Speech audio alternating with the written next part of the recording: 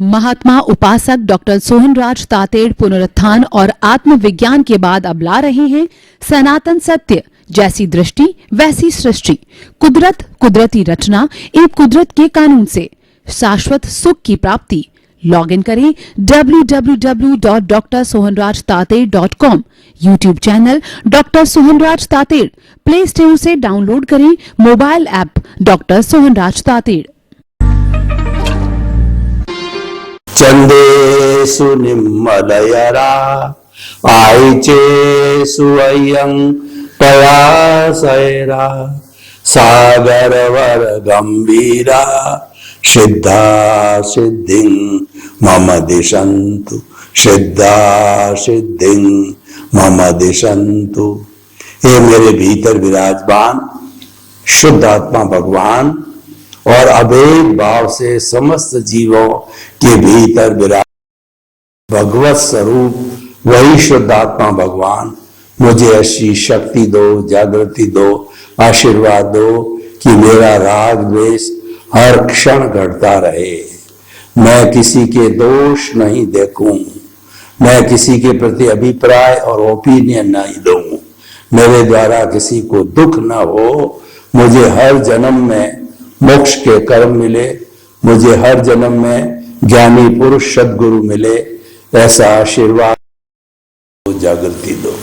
भाई और बहनों, मातृशक्ति को नमन। आज का हमारा बहुत सुंदर विषय सुखी, सफल एवं सार्थक जीवन। तीन शब्द हमारे सामने आए हैं, ये त्रिवेणी है। भारतीय संस्कृति में त्रिवेणी को बहुत ऊंचा स्थान दिया है। त्रिवेणी से निष्कर्ष निकलता है, त्रिवेणी से सार चीज निकलती है। सत्यम शिवम सुंदरम ब्रह्मा विष्णु मय गंगा जमुना सरस्वती, लक्ष्मी सरस्वती और दुर्गा तीन देवियां, सत्व रजस तमस तीन गुण, वात पित्त कफ स्वास्थ्य के लिए, हे गे उपादे, ध्येय धाता ध्यान, दृश्य दृष्टि दृष्टा। कितने कितने त्रिवेणी संगम है और तीनों को जब हम देखें और मिलावें तो त्रिवेणी के अंदर कितना कितना ज्ञान और कितना कितना सार छिपा हुआ है। उसी तरह से हमारे सफल, सुखी, सफल और सार्थक तीनों में बहुत बड़ा रहस्य छिपा हुआ है। सुख, सुख किसे कहते हैं? हमारे सनातन सत्य के अनुसार सुख और दुख भ्रांति है, क्योंकि सुख बाहर की वस्तु नहीं है। सुख हमारी आत्मा का गुण है, लक्षण है और वह भीतर रहता है। परमानेंट सुख की प्राप्ति के लिए, शाश्वत सुख की प्राप्ति के लिए, इटर्नल हैप्पीनेस, ब्लिस की प्राप्ति के लिए हमें आत्मा का स्पर्श करना पड़ता है, आत्मा से संबद्ध होना पड़ता है, आत्मा को याद करना पड़ता है, आत्मस्थ होना पड़ता है और स्वयं में अवस्थित होना पड़ता है। तो भाइयों और बहनों, हम जो मान लें कि सुखी, सुखी व्यक्ति कौन है? संतोषम परम सुखम। जो व्यक्ति संतोष कर लेता है वही परम सुखी है। गोधन गज धन बाजी धन और रतन धन खान, जब आवे संतोष धन सब धन धूरी समान। आदमी के पास कितनी गौओं का धन हो, हाथियों का धन हो, हीरे माणक जो है बहुत तरह के धन हो, लेकिन जब संतोष धन प्राप्त हो जाता है तो ये सारे धन हैं धूल के समान नजर आते हैं। कैसे? व्यक्ति जो स्थिति में वह है उसी में संतोष कर लेता है कि मेरे पास चाहे छोटा हो, घर का मकान है, पत्नी है, बच्चे हैं, मेरी गुडविल है, मेरी आय जो है वो मेरे भरण पोषण के लिए सफिशिएंट है। यानी मोटे मोटे तौर पे नीड्स रोटी, कपड़ा, मकान, शिक्षा, चिकित्सा की दृष्टि से देखें तो कोई कमी नहीं, आराम से भरण पोषण हो रहा है, समय भी मिल रहा है बच्चों को सुसंस्कारित करने के लिए, माँ बाप की सेवा करने को भी समय मिल रहा है और बड़ी आनंद की अनुभूति हो रही है। इसीलिए जो संतोषी होते हैं वो ईश्वर से क्या प्रार्थना करते हैं, साईं जा मैं कुटुंब समाए, मैं भी भूखा नहीं रहूं और साधु न भूखा जाए। हे ईश्वर, मुझे इतना दे देना कि मेरा और मेरे परिवार का भरण पोषण हो जावे और मेरे घर कोई अतिथि आवे। अतिथि देवो भव, अतिथि देव का रूप होता है। कोई भी साधु सन्यासी जो है, कोई भी साधक श्रावक आ जावे तो उनकी भी मैं अच्छी तरह से आवा भगत कर सकूं, मनोहार कर सकूं। जो परिवार के अतिरिक्त जो राज्य है, समाज है, देश है, उसके लिए भी कुछ कर सकूं, इतना मुझे अवश्य देना। तो इस संतोष के अंदर सुख छिपा हुआ है। जो व्यक्ति अपनी जैसी स्थिति है उसी के अंदर वह सेटिस्फाइड हो जाता है तो कोई दुख की बात नहीं होती। लेकिन दुख क्यों होता है कि ज्यादातर व्यक्ति पराये दुख डूबला है। मेरे पड़ोसी का मकान, मेरे भाई के पास में 10 करोड़ रुपए मेरे पास में नहीं है, मेरे समधी जी के इतना बड़ा महल है, मेरे छोटा सा मकान है। इन सब बातों को लेकर के वो दुखी होता है और व्यक्ति जीवन में कंपटीशन बहुत करता है। ये प्रतिस्पर्धा दुख लाती है कि उसने शादी के अंदर 50 लाख खर्च किए तो मैं 60 लाख खर्च करूं, और उसने महंगी गाड़ी खरीदी है मैं उससे महंगी खरीदूं, उसने मोबाइल 1 लाख वाला लिया है मैं 1.5 लाख का लूं। यानी कंपटीशन जीवन के अंदर दुख लाता है। इसीलिए प्रतिस्पर्धा, कंपटीशन को जीवन में कहीं स्थान नहीं देना चाहिए। जहां कहीं भी कंपटीशन की बात आवे पीछे हट जाना चाहिए, क्योंकि जितने लोग कंपटीशन करते हैं, फर्स्ट, सेकंड, थर्ड आने वाले तो 3 ही लोग, बाकी लोग तो कंसोलेशन के होते हैं। वो अगर मान लो 100 लोगों में से 3 लोग फर्स्ट, सेकंड, थर्ड आए तो बाकी के लोगों में तो असंतुष्टि होती है, बाकी के लोगों के अंदर डिप्रेशन होता है, हम क्यों नहीं आए, हम क्यों नहीं आए। तो ऐसी प्रतिस्पर्धा में क्या धरा है। हमको तो जीवन में वो काम करना चाहिए जो भीतर में आनंद मिले।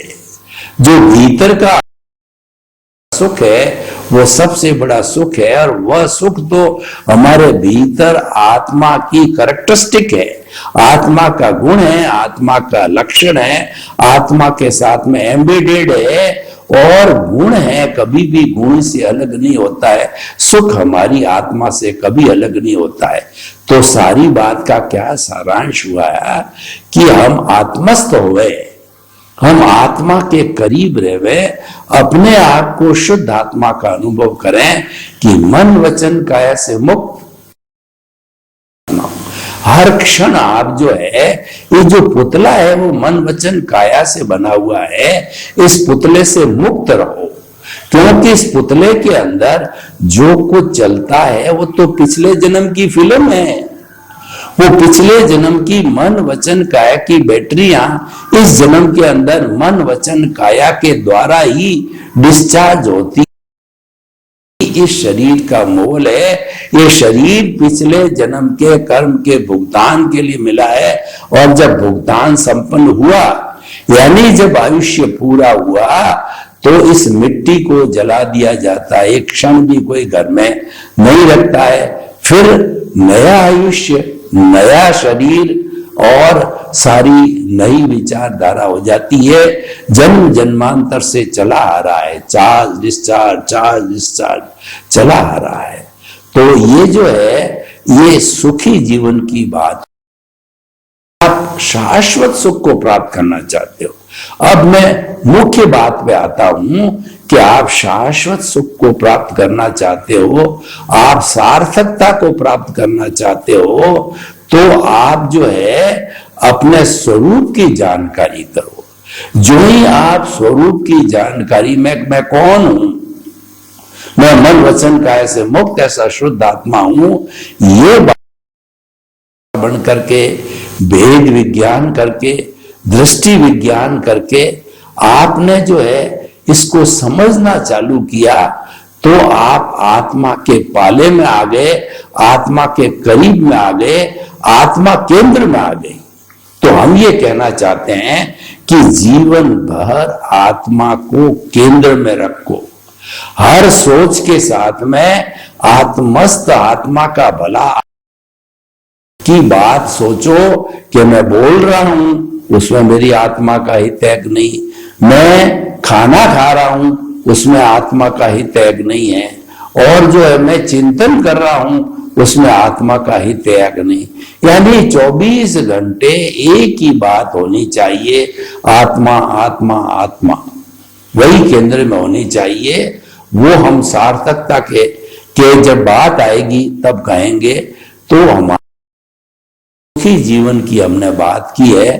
दूसरा, सुखी जीवन को प्राप्त करने के लिए और भी बहुत से सूत्र हो सकते हैं कि हम जो है, जो आदमी दुखी कब होता है, टेंशन में कब आता है, जब वो प्रतिक्रिया करता है। किसी व्यक्ति ने गाली दी, किसी व्यक्ति ने तिरस्कार किया, किसी व्यक्ति ने असम्मान किया, तो आपने उसका वापस जवाब दिया, उसने 2-4 और सुना दिए, तो इस तरीके से ये नेले पे ईंट का जवाब पत्थर हो गया, और आपकी जो है वो टिटबिट्स कहिए या आपकी प्रतिक्रिया चलती रही, ये दुख पैदा करती है, और आदमी सुख से दुख के खाते में चला जाता है। जबकि आदमी सम रहे, उसने गाली दी तो मैं उसको एक्सेप्ट नहीं करता, वापस चली जाएगी। हर चीज में आप मध्यस्थ रहो। एक्सेप्ट करने का मतलब प्रतिक्रिया करना, उसके साथ जुड़ना। ये जितनी भी क्रिया चल रही है, जो हमारा भोग चल रहा है, जो कि पूर्व निर्धारित है, उसके साथ तन्मयाकार नहीं होना, उसके साथ जुड़ना नहीं। जुड़ना नहीं का मतलब ये राग द्वेष प्रेरित है, और आपने इसके साथ में नाता जोड़ा तो राग द्वेष मल्टीप्लाई हो जाएगा। आपको क्या लाभ हुआ? आपको तो लाभ राग द्वेष को घटाने में है, और आप तो मल्टीप्लाई करके बढ़ाने, चौबेजी छब्बेजी बनने गए और डूबेजी रह गए। आप घाटे में रह गए। आपको घाटे का सौदा नहीं करना है। ये जो मानव जीवन है, ये बहुत ही सार्थक जीवन है, बहुत उपयोगी निराला। ये पारसमणि, चिंतामणि, रत्न, नंदन वन, और जो वैतरणी नदी, और ये जो कामधेनु है, ये कल्प वृक्ष है। इसका एक क्षण भी व्यर्थ नहीं गंवाना है। आप जो है, 2 पाले आपके पास में, जड़ का पाला है और चेतन का पाला है। कभी भी जन्म जन्मांतर में भी एक पाला नहीं हो सकता है। एक पाला कब होगा कि मनुष्य जीवन के अंदर आप सार्थकता को पैदा करो, और एक पाला यानी आप सिद्ध बुद्ध मुक्त बन जाओ। आप जो है मुक्ति की अवस्था को प्राप्त कर लोगे, तो फिर उस कंडीशन के अंदर परम सुखी हो सकते हो, परम सफल हो सकते हो, परम सार्थक हो सकते हो। तो ये सारा जो है सुखी जीवन की बात है। अब हम दूसरा पॉइंट है कि सफल किसे कहा जाए, सफलता क्या होती है। देखिए, जीवन के अंदर हम वैसे देखें तो कई तरह की सफलताएं हैं। मैं कुबेरपति बन गया, मैं इंजीनियर बन गया, मैं डॉक्टर बन गया, मैं चार्टर्ड नेता बन गया, मैं मंत्री बन गया, मैं राष्ट्रपति बन गया, मैं प्रधानमंत्री बन गया। कई तरह की सफलता है। जितने पद प्रतिष्ठा है, ये सफलता का सूचक है। तो ऐसी सफलता तो हमको कई बार मिली है, इस बार भी मिली है और आगे भी मिलती रहेगी। लेकिन वास्तव में सफल कौन व्यक्ति होता है? सफल वह गिना जाता है कि what you contribute to the society, what you contribute to the others is the man called man successful. यानी आप दूसरे का भला करते हो, दूसरे का सहयोग करते हो, परस्पर गुरु जीवानाम करते हो, आपके पास में साधन है, तन की सेवा, मन की सेवा, धन की सेवा, जिस किसी भी साधन से आप सेवा का कार्य करते हो तो आप सफल गिने जाते हो। क्योंकि जो भी आपकी पर्सनल चीजें हैं, पर्सनल धन है, पर्सनल प्रसिद्धि है, आपका पर्सनल यश है, आपका पर्सनल साधन चीजें आपकी पर्सनल है, तो वो तो आपके व्यक्तिगत लाभ की है। उससे समाज को क्या लाभ है, दुनिया को क्या लाभ है, देश को क्या लाभ है, मानवता को क्या लाभ है। आप जो मानवता को लाभ देते हो उसका नाम है परोपकार। परहित सरिस धर्म नहीं भाई। सबसे बड़ा धर्म है वो परहित है। तो क्या देते हो, अपने अपने सामर्थ्य के अनुसार व्यक्ति देता है। बड़ा व्यक्ति बड़ा जो है वो सहयोग देता है, छोटा व्यक्ति छोटा देता है। एक जो है गिलेरी थी जो कि राम जो अयोध्या जो है वो लंका को पार करने के लिए पुल बना रहे थे हिंद महासागर के ऊपर, तो पुल बनाते समय एक गिलेरी ने कहा कि ये थोड़ी सी जो है वो मुंह में वो आप मिट्टी ले लीजिए और इसको भी जो है पुल बनाने के लिए काम में लीजिए। अब देखिए गिलेरी की छोटी सी मिट्टी से क्या पुल बनेगा, लेकिन वह तो जिसके पास है वही देगा ना। तो इसने वो ऑफर किया, उसकी भावना की कदर है। तो हम जो है लोक कल्याण जगत की भावना से प्रेरित हो सके जितना करें। अगर कर भी नहीं जावे तो कम से कम सर्वजन हिताय सर्वजन सुखाय सर्वे भवन्तु सुखिनः सर्वे सन्तु निरामया, कि लोक के सब जीवों का कल्याण हो, सुख हो, शांति हो, आनंद हो और सभी प्रेम से रहे, ऐसी मंगल भावना तो भा सकते हैं कम। इसका नाम है मन की सेवा। आपके पास समय है तो आप तन की सेवा करिए अपनी रुचि के संस्था में, और आपके पास धन है तो दोनों हाथों से उसका उपयोग कीजिए डोनेशन के अंदर। जो लूले, लंगड़े, अपाहिज, मूक, बधिर, अनाथ, विधवा, ऐसे हमारे देश के अंदर अभावग्रस्त लोग बहुत हैं, उनकी सेवा के अंदर आपके पास में बहुत धन है, कुबेरपति हो आप, तो उसको नियोजित किया जा सकता है। करता है वह जो है जीवन में सफल गिना जाता है, क्योंकि सफलता का जो मापदंड है वह परोपकार है, वह जो है जन कल्याण है, लोक कल्याण है। जितने भी महान पुरुष हुए हैं वो सब परोपकार करके महान बने हैं। अपना व्यक्तिगत काम करके या व्यक्तिगत स्वार्थ की पूर्ति करके कुबेरपति विद्वान बनकर के वो लोग इतने प्रसिद्ध नहीं हुए हैं। वो लोगों के सुख दुख को बांट करके वो प्रसिद्ध हुए हैं। तो ये सफलता का सूचक हो गया। तीसरा होता है सार्थकता। अब देखिए सार्थकता व्यक्तिगत पॉइंट है, सफलता तो सामूहिक हो गई। सुखी जीवन भी व्यक्तिगत से होता है, जो सुखी होता है वही दूसरों को सुख देता है, दुखी होता है वह दूसरों को दुख देता है, जिसके वही तो दिया जाएगा। तो सार्थक जीवन है वह व्यक्तिगत पॉइंट पे लागू होता है, क्योंकि व्यक्तिगत जीवन को भी देखना जरूरी है। पहले हम व्यक्तिगत है, फिर हम सामाजिक हैं। पहले हमारी पर्सनल लाइफ है, उसके बाद सोशल लाइफ है। तो सार्थक जीवन कौन सा होता है? सार्थक जीवन वह होता है जो कि आत्मज्ञान के अंदर लगाया जाता है। आत्मज्ञान ही सच्चा ज्ञान है, से सब अज्ञान है।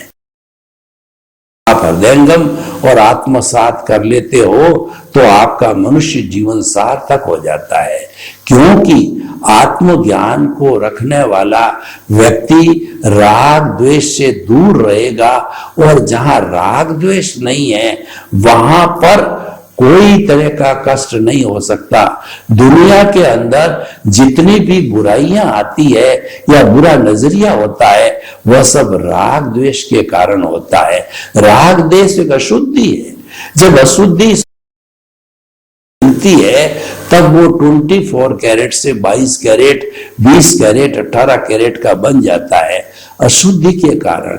तो हमारे जीवन में भी ये राग द्वेष है, ये सबसे बड़ी अशुद्धि है। जब ये जीवन के अंदर आ जाती है तो जो है हम अशुद्ध हो जाते हैं, अशांत हो जाते हैं, असफल हो जाते हैं और दुखी। सबसे बड़ा जो मूल काम है राग द्वेष को घटाना। राग द्वेष कब घटेगा? अब पहले हमने ये तो कह दिया, हमने डायग्नोसिस करके और दुख का कारण का पता लगा दिया कि राग द्वेष अज्ञान है। पर अज्ञान को हम घटाएं कैसे? थ्योरी से क्या होगा? थ्योरी तो एक सिद्धांत होता है, उसका रिजल्ट लेने के लिए हमें एक्शन करना पड़ेगा। तो राग द्वेष को घटाने का जो एक्शन स्वरूप के अंदर निर्धारित हो जाते हैं, हम ये जानने लग जाते हैं मैं कौन हूं, मन वचन काया से मुक्त ऐसा मैं शुद्ध आत्मा हूं। शुद्ध आत्मा कैसा? ये अनंत ज्ञान वाला है, ये अनंत दर्शन वाला है, ये अनंत शक्ति वाला है, ये अनंत सुख का धाम है और ये टंकोत्कीर्ण है, ये अव्याबाद है, ये अच्युत है, ये अजन्मा है। मेरी आत्मा में कोई रंग नहीं, वर्ण नहीं, गंध नहीं, स्पर्श नहीं, रस नहीं, मरती नहीं, कटती, किससे रुकती नहीं, तो अव्याबाद है। ये तो क्या है? इसके अंदर कोई तरह की बाधा नहीं होती, तो हरि है। हरि अनंत, हरि कथा अनंत। इसकी कथा करते रहो, कभी भी अंत नहीं आएगा। महाभारत और रामायण के जो कथाकार होते हैं पूरे 4 महीने तक कथा करते हैं, फिर भी वो कथा पूरी नहीं हो सकती। जबकि आपका अनंत ज्ञान वाला हरि है तो उसकी एक जन्म के अंदर कथा कैसे पूरी हो सकती है? जन्म जन्मांतर तक उसकी कथा करते रहो, नहीं होती। उसके वो ज्ञान उसका अनंत है। इसीलिए हम ऐसे प्रभु का जो है गुणगान करें, प्रभु के नाम की माला फेरें, प्रभु के अंदर अवस्थित होएं, सेल्फ रियलाइजेशन करें, इंट्रोस्पेक्शन करें और जो स्व निरीक्षण करें, स्व परीक्षण करें, अपने आप के अंदर खो जाएं, अपने स्वरूप के साथ में लीन हो जावे। जो है, जो इसीलिए कहा गया है लीन हो गई और जीव है ब्रह्म में लीन हो जावे। हम अपनी आत्मा के अंदर जब लीन हो जाते हैं, उसमें खो जाते हैं, यानी दृश्य, दृष्टि और दृष्टा जब एक हो जाते हैं, तब हमारा जो है अनंत सुख पैदा हो जाता है। अनंत, ये हमारी चेतना का लक्षण है। तो हम बता रहे थे कि सार्थकता किसमें है? सार्थकता है हमारी आत्मा की उज्जवलता में। आत्मा की उज्जवलता साथ में जुड़ा हुआ कर्म शरीर है, हल्का हो जावे, पतला हो जावे। इसीलिए गुरुजी अपने शिष्य को हर बार यही गुरु मंत्र देते हैं कि पतली पाड़, पतली पाड़, पतली पाड़। तो वह चेला कहता है क्या पतली पाड़ूं? तब वो गुरुजी समझाते हैं कषाय, क्रोध मान माया लोभ, चंडाल चौकड़ी और ये जो है मोह का संसार है, इसको कर्म रज कहते हैं, कर्म शरीर कहते हैं। इसको पतला करो, पतला करो, पतला करो, इतना पतला करो कि इसका अस्तित्व ही समाप्त हो जावे। यानी आप जो है वो मन से अमन हो जाओ। मन है विचार पैदा करता है और अमन है वह आत्मस्थ हो जाता है। मन खत्म हुआ यानी आप प्रकट हो गए। जहां खुद समाप्त होता है वहां खुदा पैदा होता है। तो के अमन हो जाओ, यानी आप जो है इसके अंदर खो जाओ कि मन वचन काया से मुक्त, ऐसा मैं शुद्ध आत्मा हूं, ऐसा मैं शुद्ध आत्मा हूं। आप अपने पूरे शरीर के अंदर एक इस तरीके की बायोलॉजिकल क्लॉक है, उसके साथ में ये सूत्र भर दीजिए कि मन वचन काया से मुक्त, ऐसा मैं शुद्ध आत्मा हूं। तो बायोलॉजिकल क्लॉक इसको ब्लड के साथ मिला करके हर कतरे कतरे के अंदर जाएगा कि मन वचन काया से मुक्त, ऐसा मैं शुद्ध आत्मा हूं। और 24 घंटे बायोलॉजिकल क्लॉक की मदद से 24 घंटे वह लय हमारे भीतरी जगत के अंदर घूमती रहेगी कि मन वचन काया से मुक्त, ऐसा मैं शुद्ध आत्मा हूं। जब हम इसकी पराकाष्ठा तक पहुंच जाते हैं, यानी जो अनुभव हम कर रहे हैं, एहसास जो हम कर रहे हैं, एक एक जो है खून के कतरे में, एक एक कोशिका में जो एहसास किया जा रहा है, केवल शुद्ध आत्मा हूं, ये शरीर अलग है, मैं अलग हूं। भेद विज्ञान किया जाता है, दृष्टि विज्ञान किया जाता है। दृष्टि का मतलब यह है कि जो हम अज्ञा के पाले के अंदर जन्म जन्मांतर से थे, वो पाला हमारा प्रज्ञा का पाला हो गया है, उसी का दृष्टि विज्ञान है कि अज्ञा से आपका जो सारा झुकाव है वो प्रज्ञा तक हो जावे, यही दृष्टि विज्ञान है। तो दृष्टि पाकर के अपने स्वरूप की जानकारी करके और ज्ञाता दृष्टा यानी जो कुछ चल रहा है उसको मात्र देखना और जानना, क्योंकि जो चल रहा है वो व्यवहार जगत है, उसको बिना भुगते समाप्त करने की ताकत आत्मा की भी नहीं है। वो तो किया सो तो भुगतना ही पड़ेगा। जैसी करनी वैसी भरनी, जैसा बोओगे वैसा काटोगे। जो कुछ भी जन्म जन्मांतर के अंदर जो अन्य अन्य प्राणियों को कष्ट देके दुख दे करके जो कर्मों का अर्जन कर दिया गया है, जो कॉजल बॉडी का अर्जन कर दिया गया है, कर्म शरीर है, उसको तो मिटाए बिना आप जो है मुक्त नहीं हो सकते, शाश्वत सुख को प्राप्त नहीं कर सकते, आपका जीवन सार्थक नहीं हो सकता।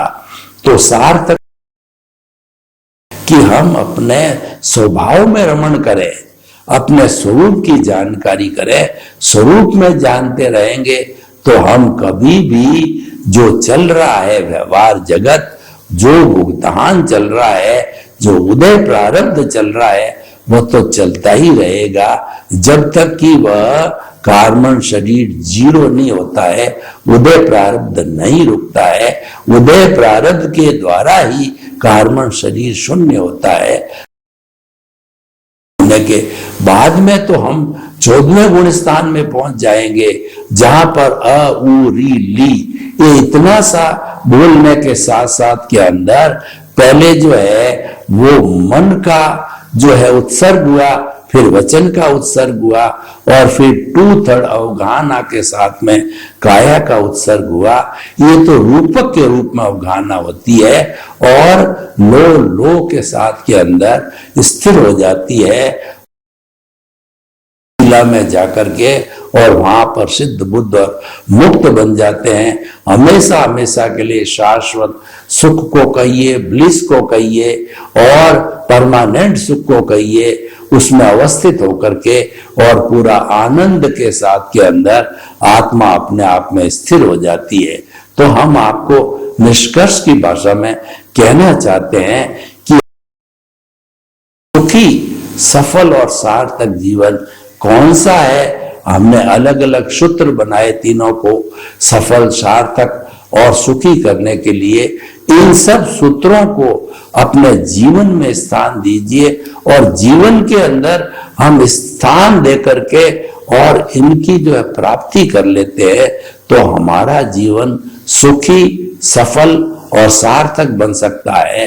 तो इस तरीके से हम आपको कहना चाहते हैं कि मानव जीवन एक ऐसा जीवन है जो सारा इन सब चीजों का चिंतन कर सकता है। दूसरा प्राणी कोई भी जो है इन मूल्यों का चिंतन नहीं कर सकता है, इसके तक पहुंच भी नहीं सकता, क्योंकि उसके पास बुद्धि नहीं है, उसके पास में मन नहीं है, उसके बाद विकसित इंद्रियां नहीं है, तो जो करने वाला नहीं है तो वो कैसे पहुंचेगा। तो आपका जीवन मंगलमय हो, सफल, सुखी और सार्थक हो, आपके प्रति शुभकामना। जो सब भवन्तु सुखिनः सर्वे सन्तु निरामया, लोक के सब जीवों को सुख मिले, शांति मिले, आनंद मिले, प्रेम मिले, सौहार्द मिले और सभी शांतिपूर्ण सहअस्तित्व से जी करके अपने जीवन का कल्याण करें। आपके प्रति मंगल भावना। ओम शांति। महात्मा उपासक डॉक्टर सोहनराज तातेड़ पुनरुत्थान और आत्मविज्ञान के बाद अब ला रहे हैं सनातन सत्य, जैसी दृष्टि वैसी सृष्टि, कुदरत, कुदरती रचना एवं कुदरत के कानून से शाश्वत सुख की प्राप्ति। लॉग इन करें www.drsohanrajtated.com, YouTube channel doctor Sohanraj Tated, play store से डाउनलोड करें mobile app doctor Sohanraj Tated.